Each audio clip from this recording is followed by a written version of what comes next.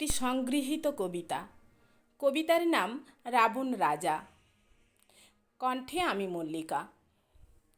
রাবণ রাজার সর্দি হলে 10টা নাকে হাঁচত সে। 10টা রুমাল নোংরা হতো, অত রুমাল কাচত কে? ঝগড়া কিংবা আলোচনা কয় মুখেতে করতো সে? বই পুস্তক চিঠিপত্র কোন মুখেতে পড়তো সে? 10টা মাথায় 10 ভাবনা কেমন করে ভাবতো সে? কয়টা গামছা সঙ্গে নিত স্নানে যখন নামতো সে? তার চেয়েও বড় কথা, কেমন করে শুইতো সে? 10টা মাথা কয় বালিশে কেমন করে থুইতো সে? কেমন করে খাইতো চুরুট, টান দিত কি বেনশনে?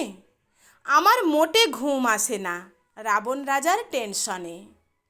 চুল কাটতে যেত যখন লাগতো না হয় এক চেয়ার, ভেবে একটু বলো দেখি নাপিত কটা লাগবে তার?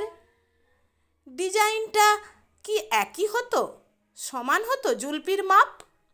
মিলিয়ে যখন দেখতো তখন আরশি কটা, বাপরে বাপ!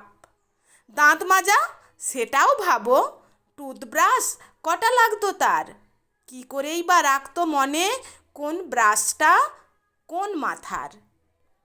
খেতে বসে একই খাবার 10টা মুখে এক পেত?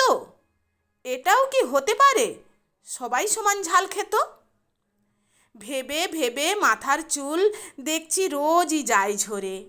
উত্তরটা থাকলে জানাও, পাঠাও আমায় চট করে।